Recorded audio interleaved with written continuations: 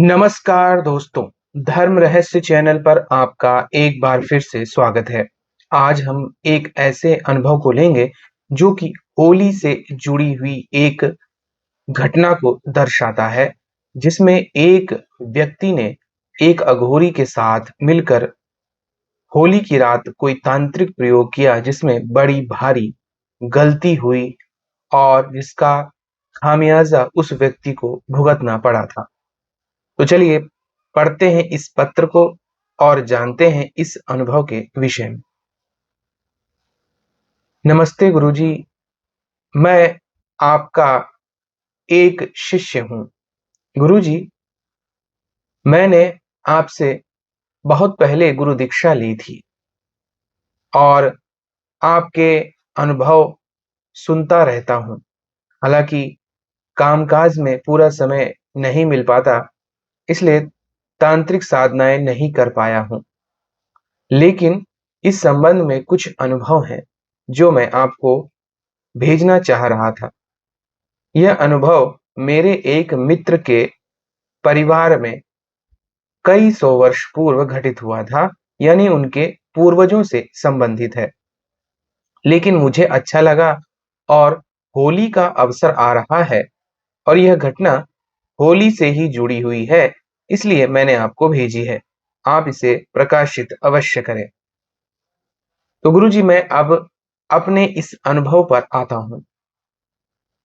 मैं अभी 3 दिन पहले ही घर आया था और मेरा एक पुराना मित्र, जिससे मैं बातचीत करता रहता हूँ, मैंने आपके विषय में उसे बताया, तो वह कहने लगा कि यह बड़ी बात है कि कोई ऑनलाइन व्यक्ति किसी को ठग नहीं रहा है, वरना आजकल तो हर व्यक्ति बेवकूफ ही बनाता है। उसने आपके कई सारे वीडियो देखे, जिसमें ज्यादातर दर्शकों के प्रश्न और उत्तर श्रृंखला के वीडियो थे, तो उन्हें देखकर वह समझ गया और कहने लगा, आपके गुरु वास्तव में उत्तम हैं, क्योंकि इनके यह वीडियो देखकर इनकी प्रतिभा और ज्ञान का पता चलता है। अब मैं भी एक अनुभव तुम्हें बताता हूँ। अगर हो सके तो अपने गुरु से कहकर उसे प्रकाशित करवाना, क्योंकि यह हमारे परिवार के पूर्वजों में घटित हुई एक घटना है। तो मैंने कहा, ठीक है, मुझे उस घटना के विषय में अच्छी तरह बताओ। तो वह कहने लगा, मेरे परदादा एक साहूकार थे, लेकिन अंग्रेजों का समय था और किसी वजह से उनकी ईमानदारी के कारण वह अच्छी प्रकार से रुपए और पैसे नहीं कमा पा रहे थे।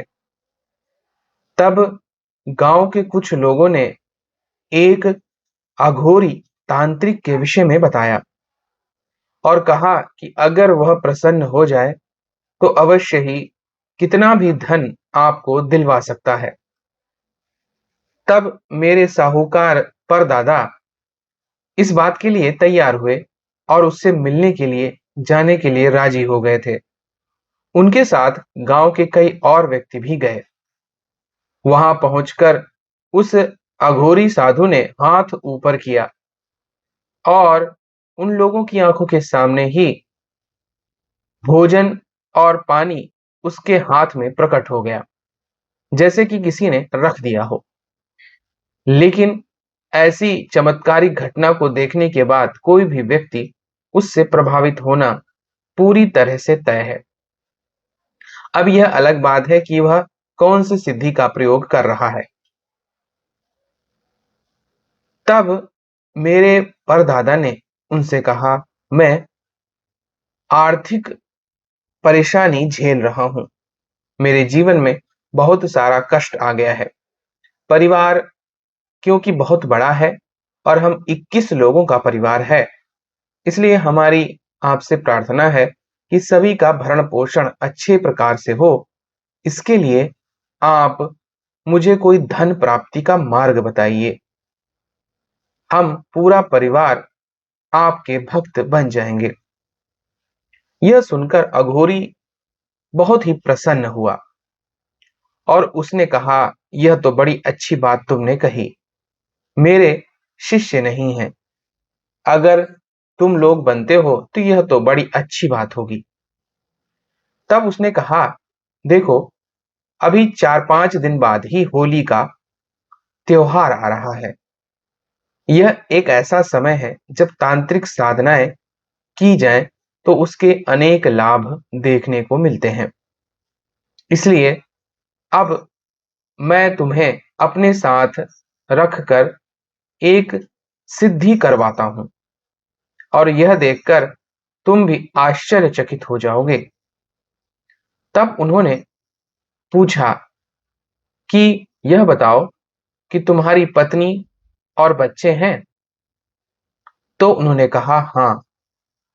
तब उन्होंने कहा कि ठीक है, तुम मेरे साथ थोड़ी दूर चलो। तब वह उनके साथ अकेले थोड़ी दूर चलने के लिए निकल पड़े। वह उनको बाकी लोगों से अलग कर देना चाहता था, क्योंकि वह कुछ सोच रहा था। वह एक उच्च कोटि का तांत्रिक था और अघोर विद्या में उसकी महारत हासिल थी। तब उसने चलते हुए कहा, पता है, मैं तुम्हें इन लोगों से अलग लेकर किस लिए आया हूं? तब मेरे परदादा ने कहा, बताओ, अगर आप मुझे यहां लेके आए हैं तो कुछ विशेष कारण ही होगा। तब उन्होंने कहा, मुझे तुझमें सिद्धि प्राप्त करने का शक्ति और सामर्थ्य दिखाई पड़ता है। इसीलिए मैं तुझे उन सभी लोगों से अलग लेकर आया हूं।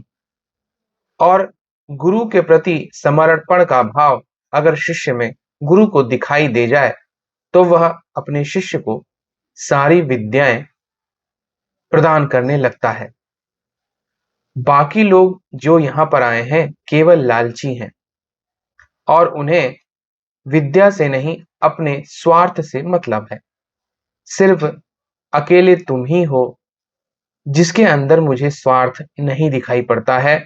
हालांकि तुम्हारी भी अपनी इच्छाएं हैं, लेकिन अपने गुरु के प्रति समर्पण का भाव तो तुम में है ही। इसीलिए मैंने तुम्हें चुना है और मैं तुम्हें यहां लेकर भी इसलिए आया हूं कि कुछ ऐसे प्रश्न हैं जो मुझे तुमसे पूछने हैं। क्या तुम सहज रूप से इनका जवाब दे पाओगे? और हाँ, मैं यह भी कहता हूं कि इन प्रश्नों का गलत जवाब नहीं देना, क्योंकि अगर ऐसा करोगे तो मुश्किल में पड़ सकते हो। मेरे परदादा उसकी बातों को बड़े ध्यान से सुन रहे थे। इसलिए उन्होंने कहा, ठीक है, आप जो भी मुझसे पूछेंगे मैं कसम खाकर कहता हूं केवल सत्य ही बोलूंगा। तब उसने कहा, यह बताओ, तुम्हारे और तुम्हारी पत्नी के बीच शारीरिक संबंध कितने दिन पहले बने थे? तो उन्होंने कहा, समय नहीं मिल पाता है, इसलिए लगभग 3 महीने हो चुके हैं।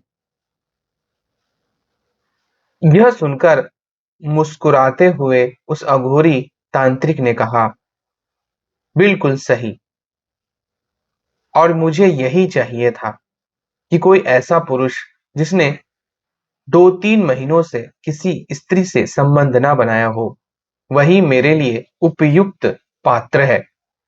ठीक है, हम लोग होली की रात में एक साधना करेंगे।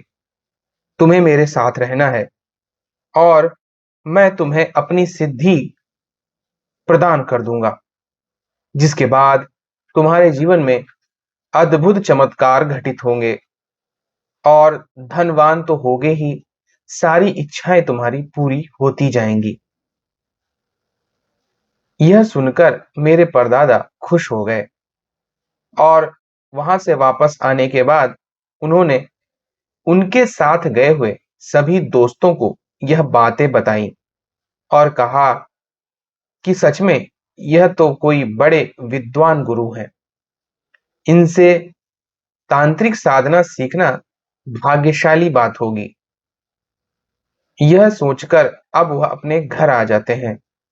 परिवार में सभी लोगों को यह बात बताते हैं, लेकिन उनकी पत्नी एक बात से संशय में आ जाती हैं और वह कहती हैं कि आपको उनकी कृपा प्राप्त करनी चाहिए, ना कि उनके साथ जाकर साधना करनी चाहिए। क्योंकि अगर आपने उनके साथ जाकर साधना की, तो इसके कई गलत प्रभाव भी देखने को मिल सकते हैं। तो वह कहते हैं, नहीं, मुझे उन पर पूरा विश्वास है। वह व्यक्ति मुझे बहुत ही समझदार लगता है और अगर उसने कहा है कि वह सिद्धि दिलवा देंगे, तो मैं अवश्य ही सिद्धि प्राप्त करूंगा। यह बातें होने के बाद अब होली की रात का समय आ चुका था। तब वह व्यक्ति उन्हें बुलाता है और पास के ही एक शमशान भूमि में पहुंच जाता है और कहता है, देखो इस शमशान को और प्रणाम करो। यह वह स्थान है जहां पर हर व्यक्ति बराबर हो जाता है।